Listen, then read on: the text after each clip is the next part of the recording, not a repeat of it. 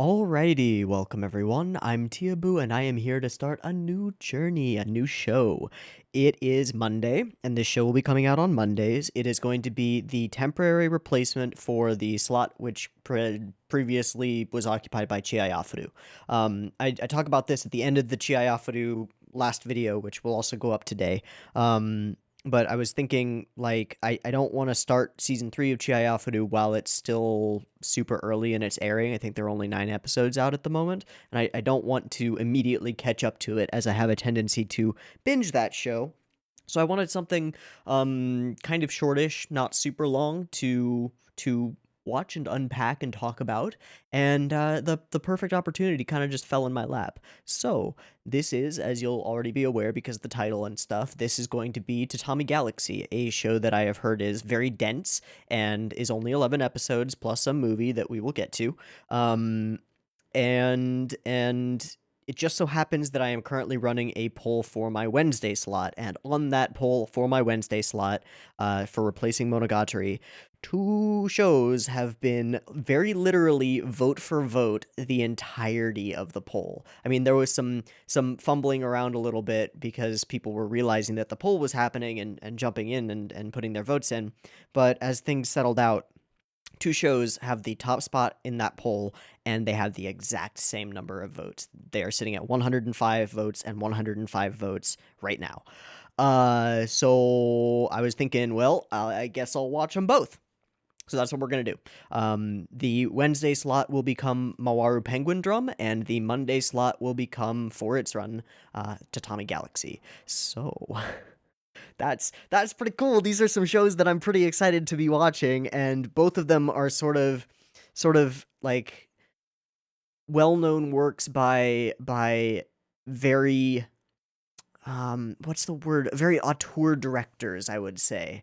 Tatami Galaxy being a Yuasa show, and the Wednesday slot Mawaru Penguindrum being an Ikuhara show. I have a passing familiarity with both. From Yuasa, I've seen Devilman Crybaby, Kaiba, and Ping Pong. So I've got some like idea of what to maybe sort of expect stylistically and from the direction, but also the knowledge. I know enough to know that I don't know anything. Let's put it that way. I know enough about Iwasa's other works to know that this is going to be a trip, and a weird one, and I'm probably not going to get it all on the first watch, and that's fine. That's totally okay, but I'd like to be exposed to more of his interesting and weird and funky and awesome art. Things that I would expect here are the unique art style that usually comes along with Yuasa's pieces, with lots of warping and waving and distortion and weirdness. Um, I'm expecting at bare minimum like competent direction, but I think it's fair to say that he's one of the best in the business when it comes to actually portraying things on screen and hurting the cats in the animation studio to make it happen. It shows through in all of the other works of his that I have seen, and he strikes me as a very, very, very talented individual with a wonderful mind for visual storytelling, and in weird ways.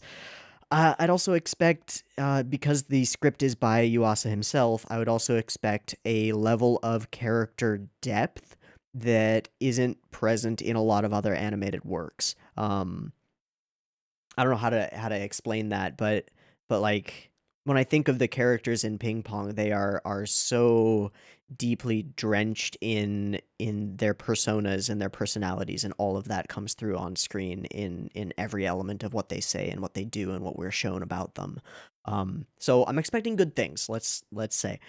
What do I know about the Tatami Galaxy? I know a little bit about what I've been told, and I think that one picks up little bits and pieces about various shows over time. So I know that there's like a time loop involved, and I'm sorry if I spoil things for you if you haven't seen it yet. You should probably watch it on your own before watching the reactions. Just saying. But I know that there's some sort of a Groundhog Day-esque time loop that goes on in this show, and I know that it's about a kid in college, I think. It might be high school, but I think it's college. An interesting time, and one which I may or may not be able to relate to, depending on his experiences and what he actually does and who he is.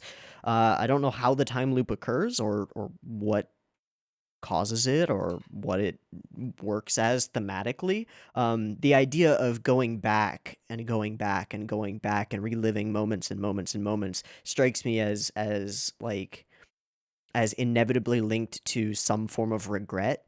So if that's the center or the core of this show, this could get real dark real fast. But we'll see. We'll see. I don't really know.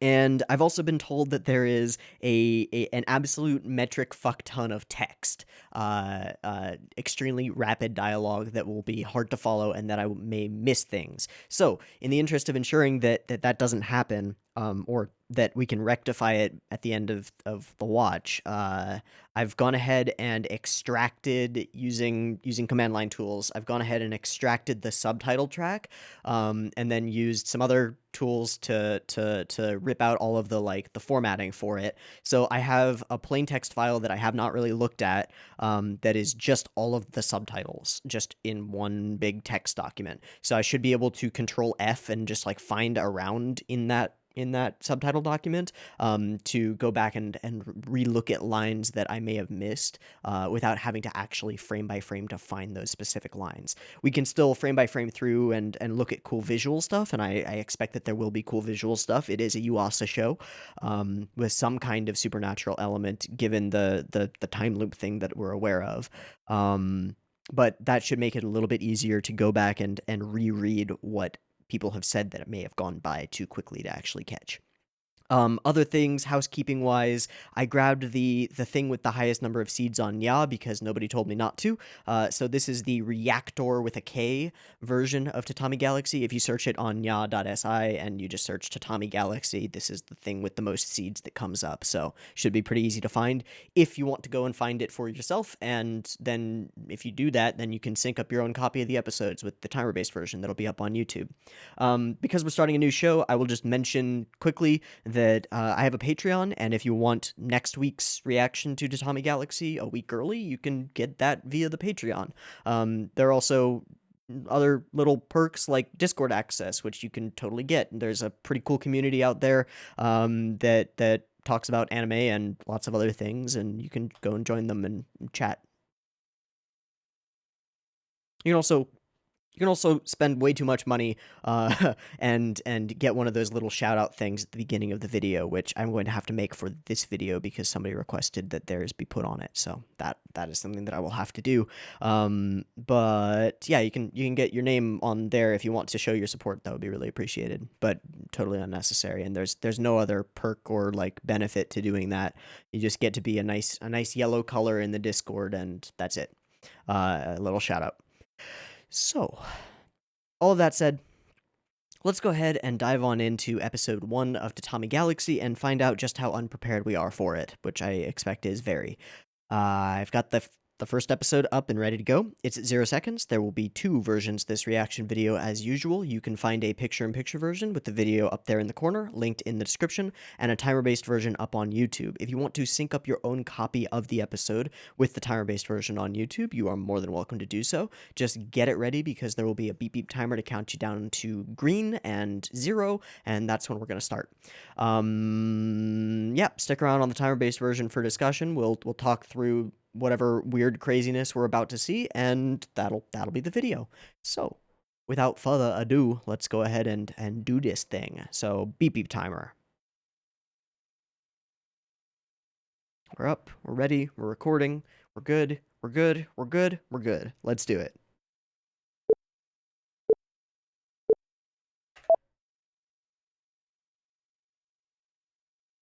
Okay.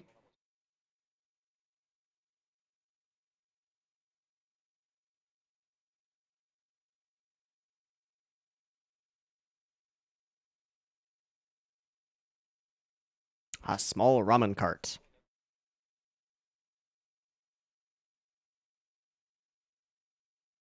It's delicious. Neko ramen.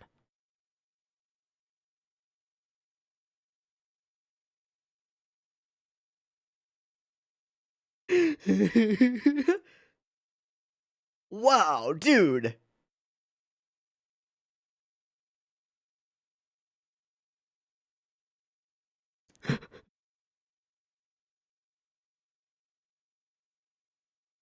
Do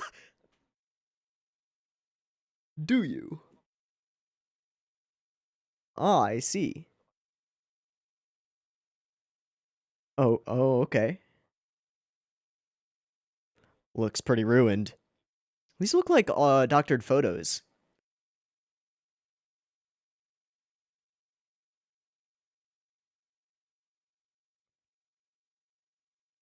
Meat.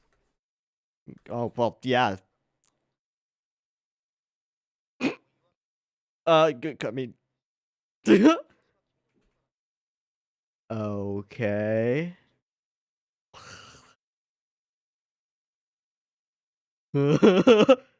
There's so much to take in. Oh Jesus, your life is a Ronin.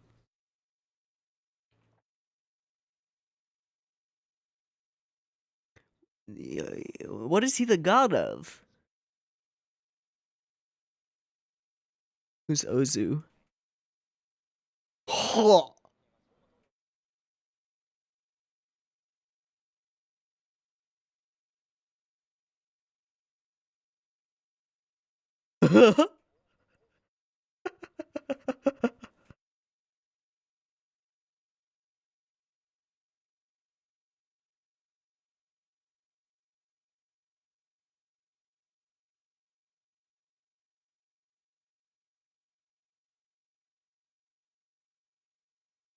A meeting of the gods of some kind?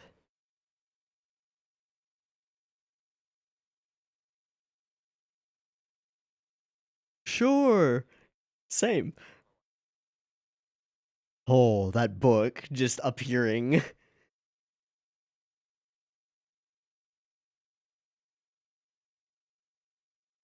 Nope.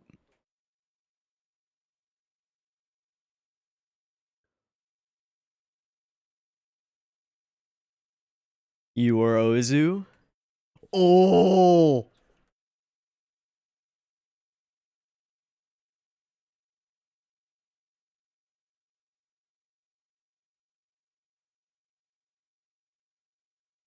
Okay. Oh, alright, we've got an OP. Alright, that's footage.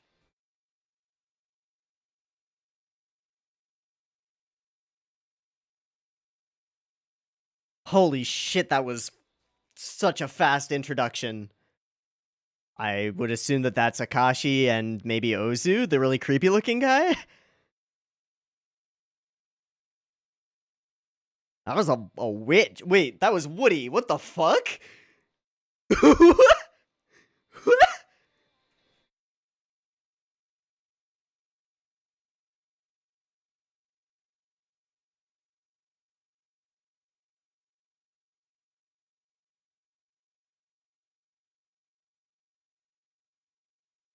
Oh,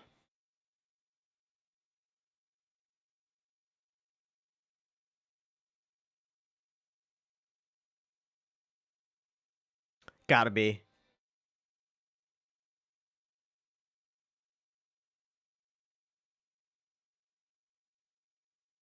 Is he human? Or is he like something else?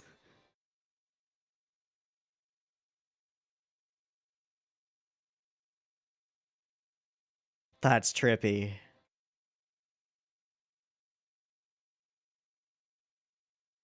And abrupt. Oh. Rose tinted. Been there.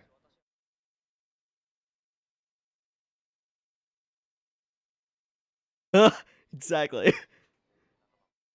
Uh-huh. Tennis circle Cupid?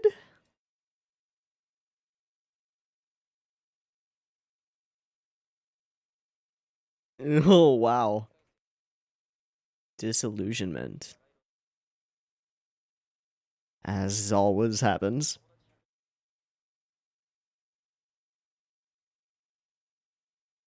Yeah. Huh. Hmm. Yeah, you can't do that from the outside. Okay. Place among the circle. Ah, hello.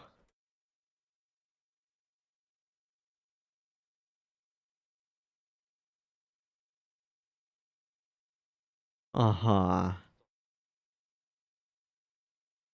Uh-huh. First contact, worst contact. That's great.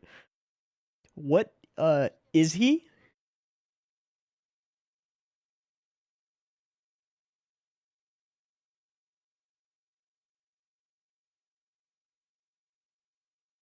Gotcha.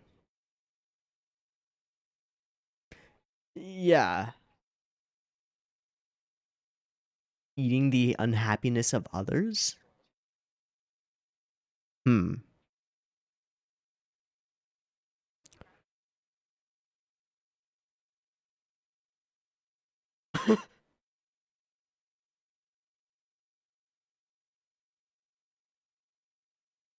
Oh. Oh, this is cool. Drinking alone. For the Birdman rally?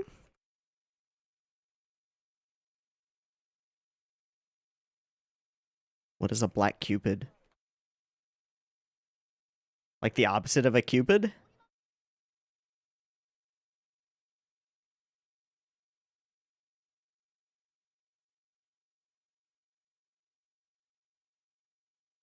Yeah. Reverse cupid.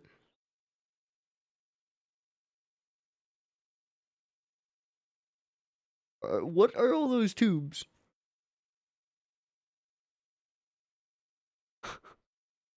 He does have an aho, yeah.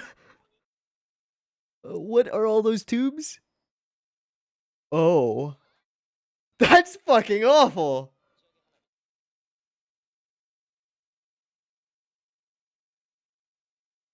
Strictly forbidden. Yep, and she's just chilling. I immediately love her. Oh. Whoops. And backfire.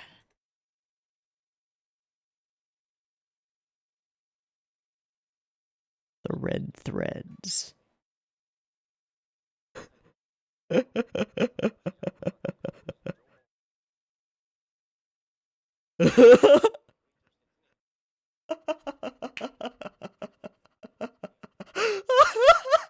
That is so genuinely evil. Yeah, exactly.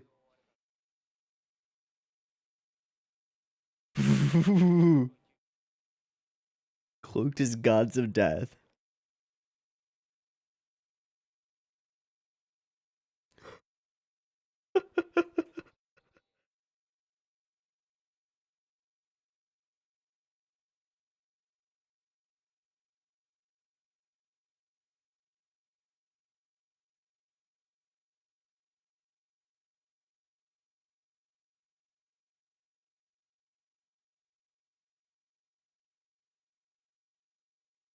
Amazing. This is amazing.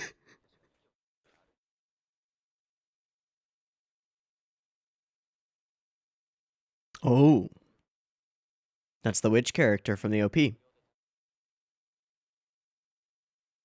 Fair.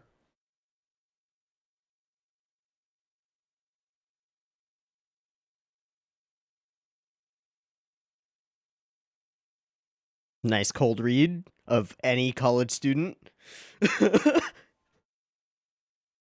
Hey!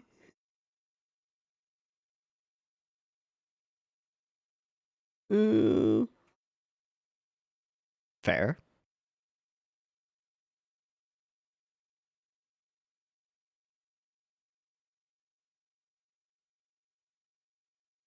This is just cold read stuff. Of course it's somewhat vague.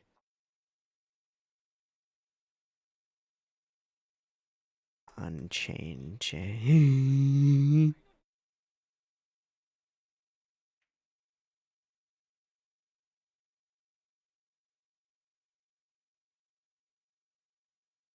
Yeah, what the fuck?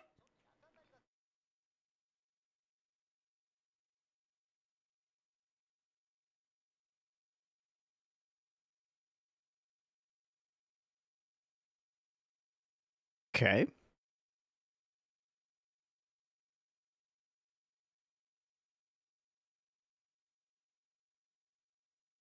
Do you want that? Hmm.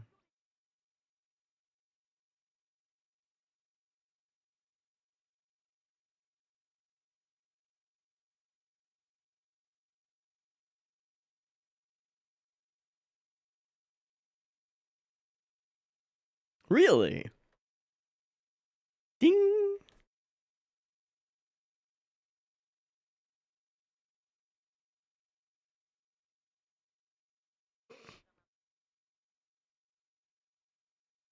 Oh.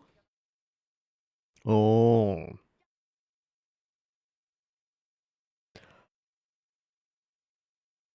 How do you know?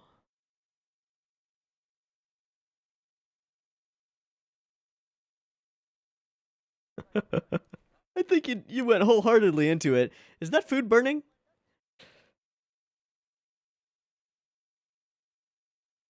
Yeah.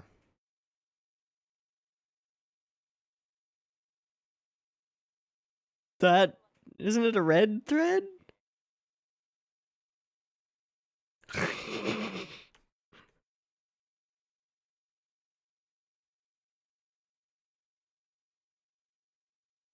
Wait, is that Hi.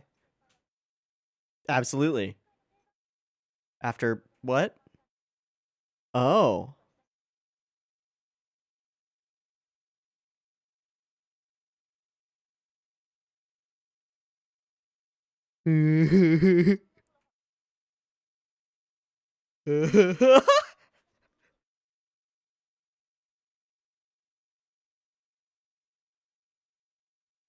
What promise?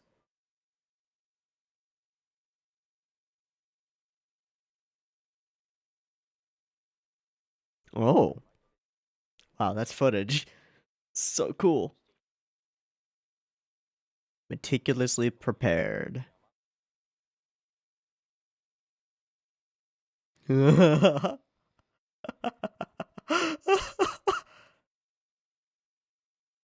Whoa. Just got that snark. Ice cold.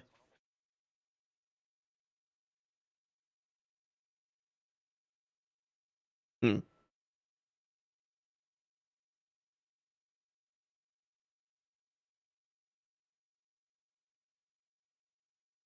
Wow. Oh, what? It's cursed. Is it evil? What is it? Ah. uh,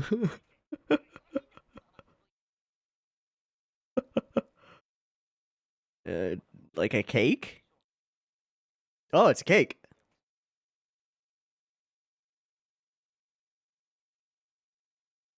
It's like a pudding? Oh.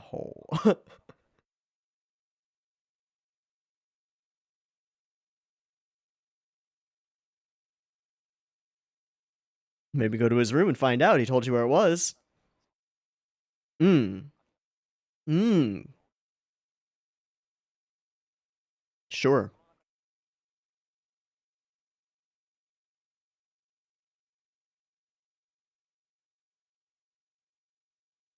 To decide things?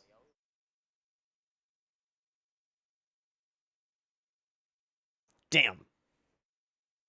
Don't they have anything better to do? Nope.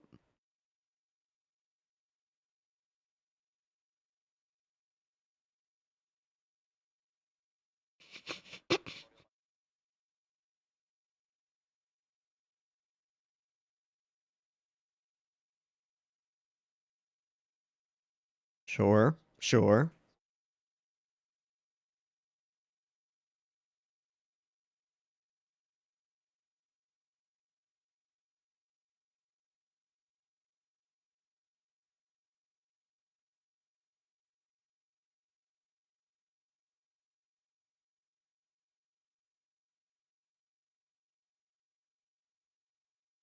Hmm.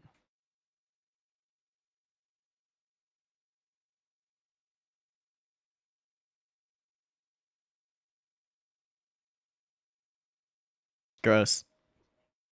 Can't stand that thought. Oh, geez. Yep, just go hands. Yep.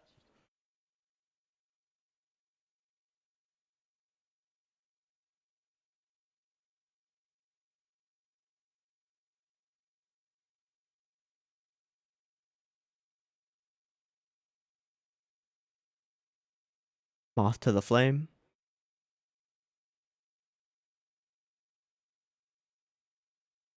Hmm. Hmm.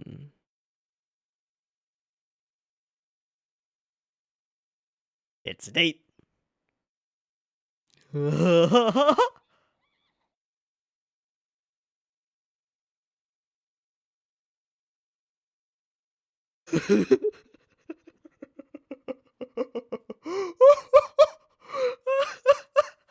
Was that the little character from Paranoid Agent?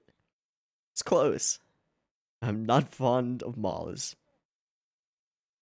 Mochiguman.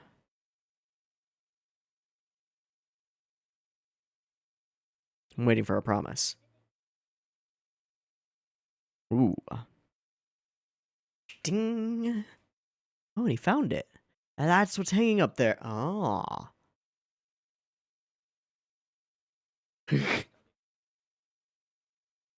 Okay. Okay.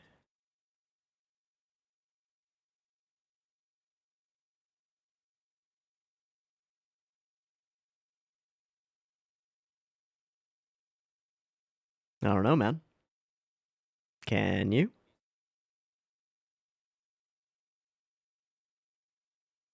Okay.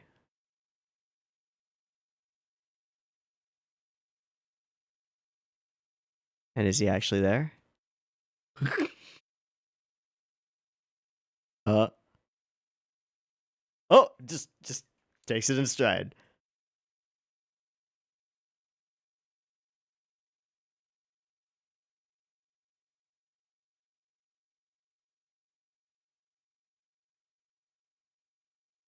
Okay.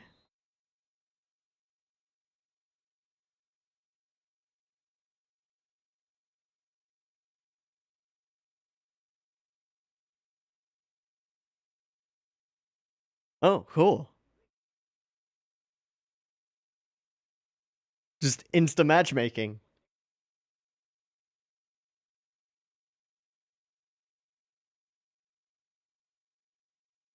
Gods don't make it happen for you. Whoa, those flashes. Cool.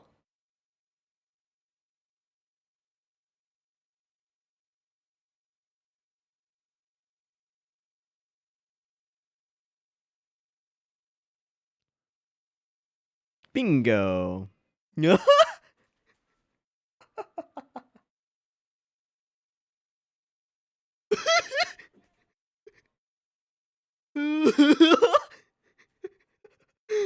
Get it together, Blockhead. Fuck. Oh, that's too real.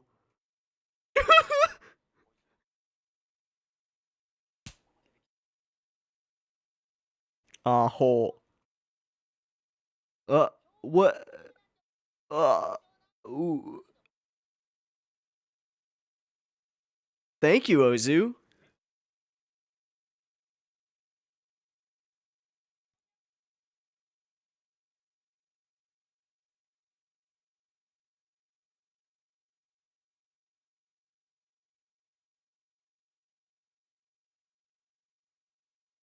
Why does he have guns or lasers trained on him?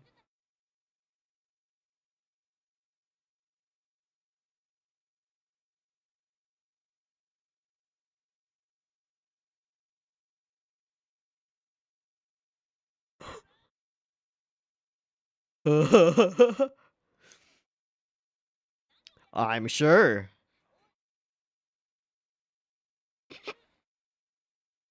Rip.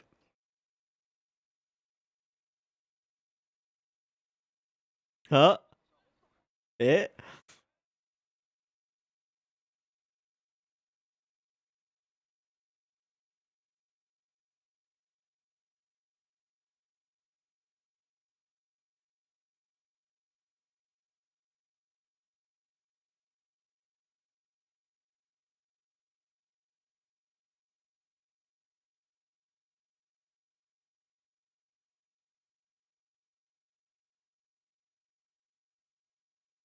is the ED. So he just time warped back.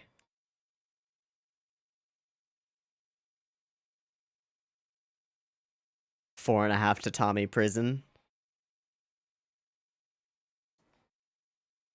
This is a fucking jam.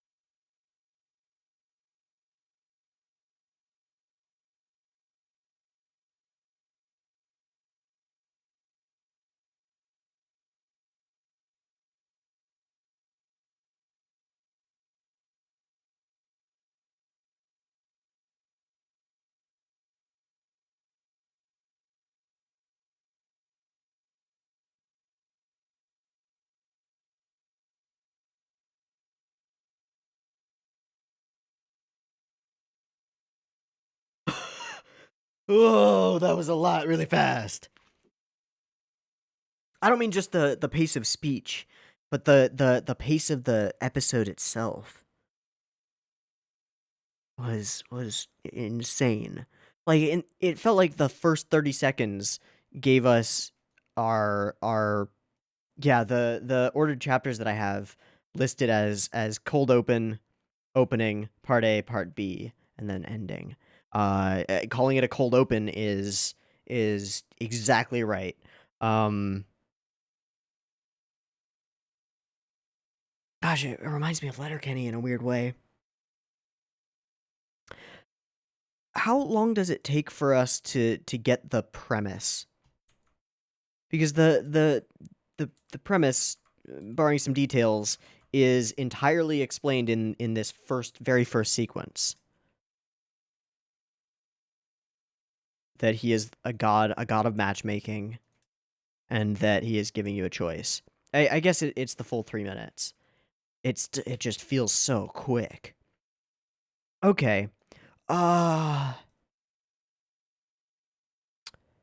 Character designs awesome, simplistic, but then they expand and warp out into these emotive things, changing styles and shapes and forms as they emote and as they experience things.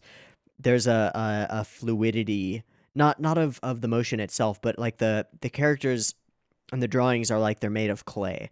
And I think that this is like stylistically very Yuasa. His handiwork is all over all of it. But the thing that stands out to me is the characterization in body language and posture and moments. I feel like this is the shot that I wanted to linger on for that purpose. There's something about this specific image of Akashi that tells us volumes about her. Like she is sitting there, legs spread open, like blocky-ish, sitting alone, drinking alone, but pouring from a bottle into a cup as opposed to drinking straight from the bottle. There's something about this that that works, and something about the way she's holding herself and her elbows that gives her this sort of individualistic, like I am my own person feel immediately, just instantly. And this is a part of Yuasa's genius. He knows how to make his point come across in an instant, just immediately. And that's what he does. Wow.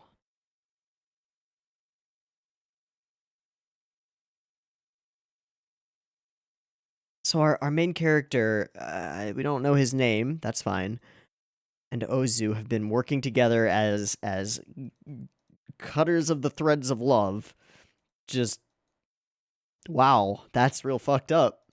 That is real bad. And now that he turns his attention, or the attention of a god of matchmaking is upon him, he wonders if things could be different.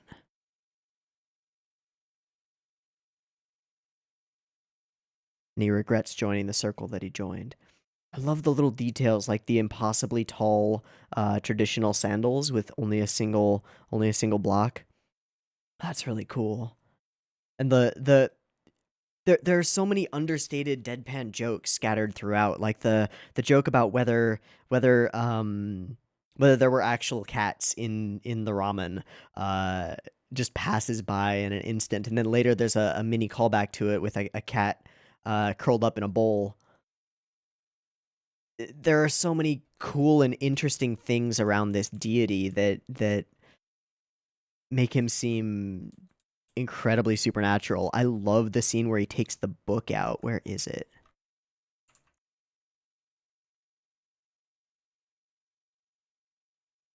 Yeah, I want to see this again. Oh, I want to. What? I'm pressing the thing that makes that stop happening. Okay, fine. The music cue starts at exactly that moment, and we get this the clear chime, and this gigantic book that he just produces from his robe. No way that it could have possibly been there. Fascinating.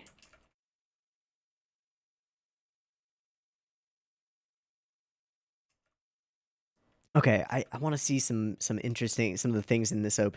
So him, girl, Ozu, fucking Ozu, instantly reads as a weird one.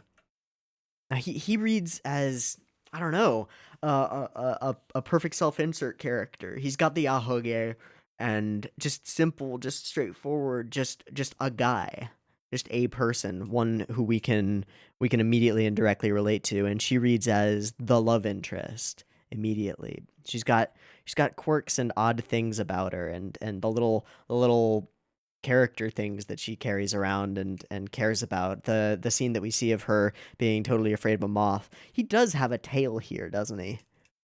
And sort of clown shoes. Sort of big purple clown shoes that turn up on this end but not on that one. Weird. And looks like a yokai, looks like a demon. Real horrifying. There's this constant blending of real footage and like real camera stuff with the animation that's sort of interspersed and often placed on top of it. That's really cool. It gives a strange reality breaking feel, kind of in the same way that breaking the fourth wall does, but visually, if you will. She seems pretty rad.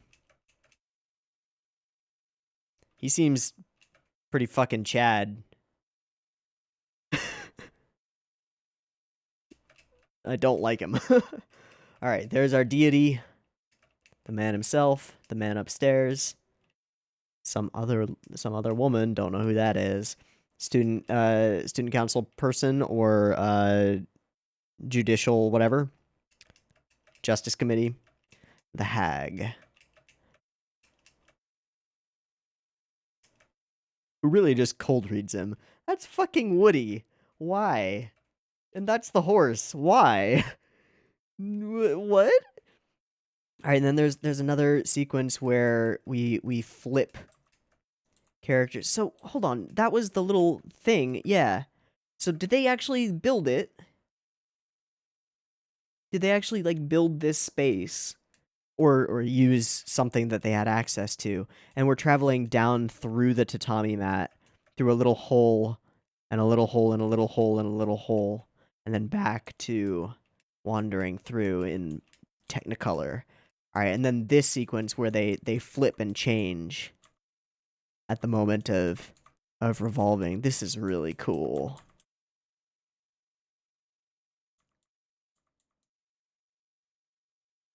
Like revolving doors. A faceless girl. I wonder if is that the she who shall not be named? I would assume so. Why is that guy in a bee costume? What the fuck? What the fuck? All right, there's the little character.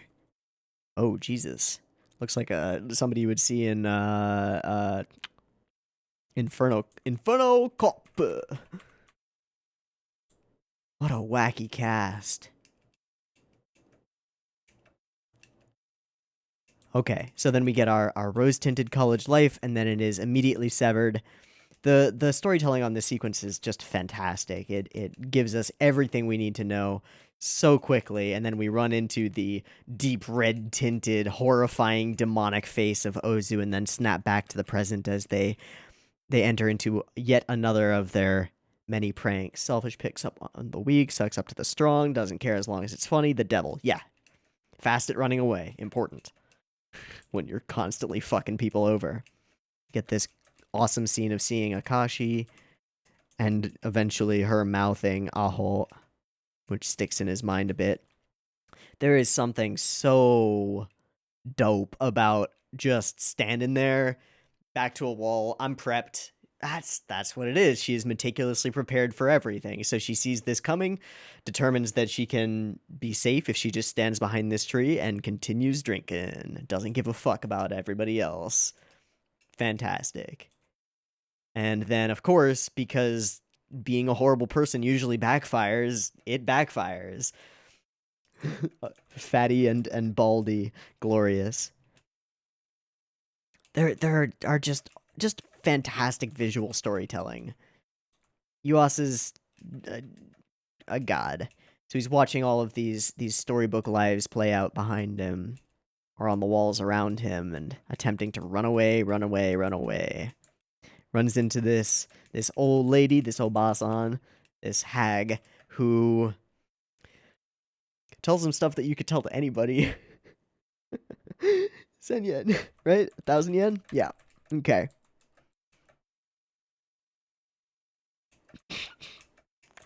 And we end up sitting here eating together.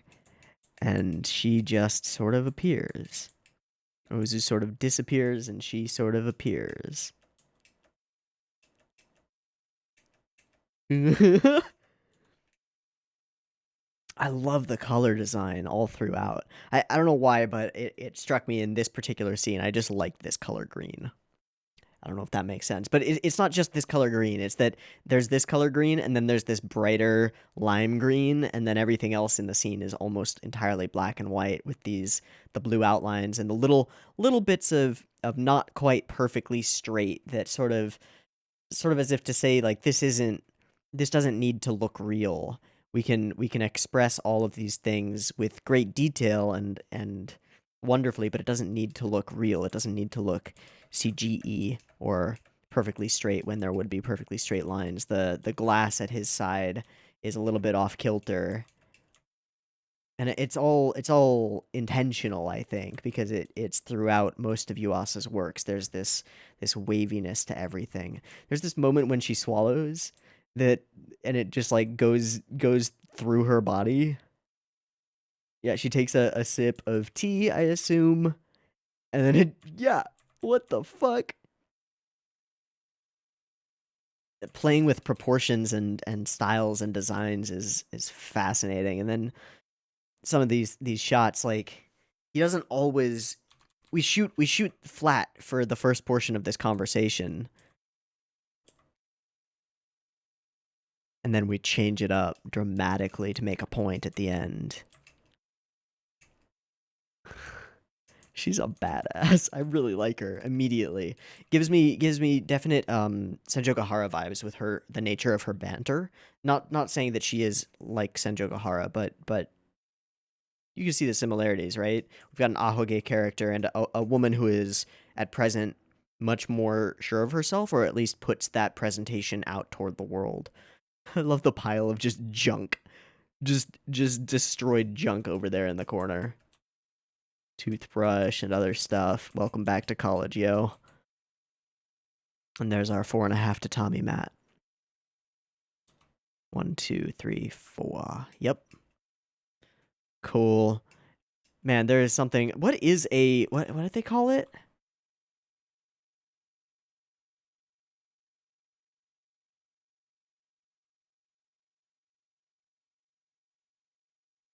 Actually, I can go to my text file because that's why I have it. Um, alone. No, you're giving someone something. A castella. What is a castella? Castella. Popular Portuguese sponge cake. Sugar, flour, eggs, and starch syrup. Okay, cool. A super moist Japanese sponge cake, usually like this big. Gotcha. So it's gigantic because that's funnier than just sitting and eating a small cake alone. Only thing funnier than eating or more loneliness inducing than eating a small cake alone is eating a cake that is definitely sized for multiple people alone. Yikes. I wonder what the gods actually banter about. Yep, they make a match between a man and a woman. See, we transition from this room to the outside, and suddenly it's real footage with a filter applied. Weird. Spider's thread, and the horrifying idea that they could actually get together. I'll become happy in your place. No, no, no. Spin, spin, spin, and then he smacks himself out of it, kind of. Where's the moment when he rolls? No, it's before this. Yeah. Immediately after the spider's thread. And the camera follows the roll. That's cool. Damn, dude. And then the memory. Oh yeah, the way that she morphs as we pull out from this shot. Chucks a Ramun. And it's just holding the thing. Gains the teeth. Kind of a wonderful moment. Those really look like the paranoia agent character. Agent character. Maromi. Maromi, yeah, that's the one. Really looks like it. Not quite, but similar with the gigantic eyes and stuff. I guess that's probably just the nature of these little things. They're meant to be overly cute. There's something interesting about a character who seems to have their shit together as much as she does, carrying around these little trinkets. It gives her so much something, I don't know. Yeah, and then we go from relatively flat shooting this to this moment. Awesome. So he finds it, and that's what's hanging up there. Then we transition again. He looks so hungover. We don't hear the other end of the phone call, but he puts it together, and I think there's something interesting about forcing him to take the steps himself, and how this so instantly captures the feeling of trying to talk to somebody you like. His entire character becomes squares and straight lines, things that don't really exist in the show. He just becomes like stiff as a board, and I am, and just sort of mumbles half non-answers. You ever walk away from a conversation feeling like that? I have. That feels right on the money. You also just nailing it. That went well. And then Ozu seems to be very genuine in trying to push him along on his path to maybe dating this girl. He seems to genuinely care about his well-being. Like he seems like a horrible demon who has a soft spot for this one guy. It's weird. But it doesn't seem like he's trying to actually be happy in his place. It doesn't seem like that's what he actually wants. It seems like he's trying to use that as a threat to push him forward, which is pretty cool. I have a feeling there might be a don't judge a book by its pointed teeth and demonic appearance lesson coming out of him. Is Ozu like a fruit or a vegetable? Ozu. Not Yasujiro Ozu. Yasujiro, sorry. Ozu fruit? No, that's yuzu. That's yuzu fruit. I was wondering because he's got this sort of like oniony shaped hair. I was wondering if it was some kind of reference. I don't know. This whole scenario is very oh shit, The Prisoner? Is that the film with the waterfall sequence? I don't remember. I don't think so. It gets super dramatic though. And for this particular moment, we set the stage, he runs out, and is tossed from the bridge. And in this moment, immediately before his own death, assumed, because of the raging current, a gigantic clock tower spins into action as he regrets. Back to my text file. Yeah, let's go back to the text file for the moment. Regret. I can't shake off this feeling of regret for choosing the tennis circle Cupid in front of that fateful clock tower. The fateful clock tower. Gotcha. If then I had chosen some other circle, I assume circle equals club, I would surely have spent quite a different 2 years. Perhaps I could have grasped the mystical treasure that is known as that rose-colored campus life.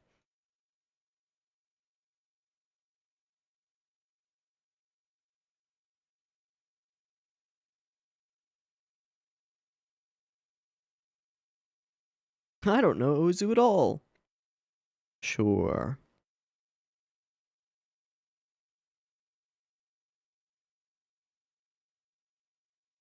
Taste is unmatched.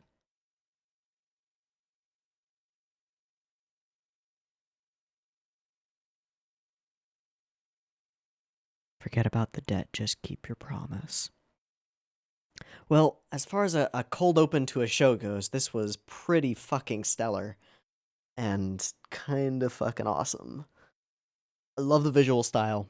The fast pace is not too fast to follow, at least not yet. It might speed up in the future, which would be difficult. Thankfully, I read quickly, so that's fine. The only thing that I feel like I might regret, is that sometimes when the dialogue is going so snappily and there's so much interesting things, so many interesting things being said, it's hard to pay attention to the also interesting visuals directly above it, and trying to see both means you miss both. So I guess I have to decide whether I want to pay more attention to the dialogue or the visuals, or just try and get it all. I'll try and get it all. It doesn't matter. Wow.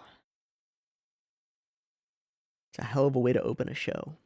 It does seem like regret is going to be the core here. I talked about that at the very beginning, that the idea of a time loop sort of, I think I used the word inevitably,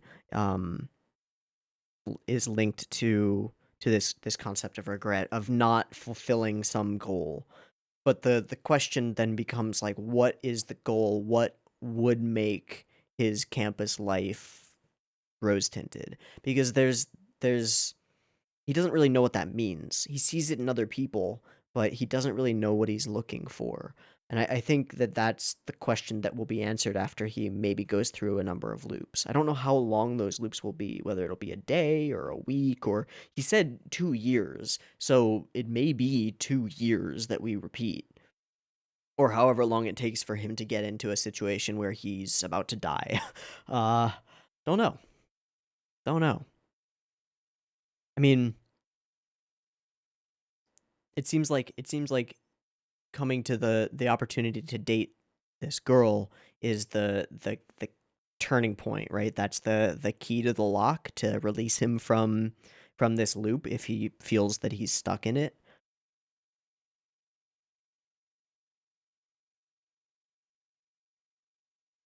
It's an attitude change. He's just sort of been going along with Ozu this entire time. Not really doing anything for himself. And lashing out, destroying other people's lives for some perceived slight. Just the slight that they're enjoying themselves, that they're having fun. It's so petty. Interesting. So it doesn't appear to be the power of this matchmaking god or the power of that old woman I don't think, that's causing him to revert. It seems to be something innate in the clock tower itself. Weird. All right. Well, we'll have to wait a little bit to see where this is going. I'm just going to do the first episode, and I think given the density of these episodes, and the fact that I'm doing Retro Monday OVA Day, or OVAdrive, on Mondays as well, that we'll probably watch one episode per week, but we'll see. I always end up not doing that, so we'll see. In any case, I think it's time to wrap up. I've been Teeaboo. This has been the Tatami Galaxy, episode 1. I hope you've enjoyed it as much as I have, and I hope to catch you next week when we watch some more. See you there. Peace.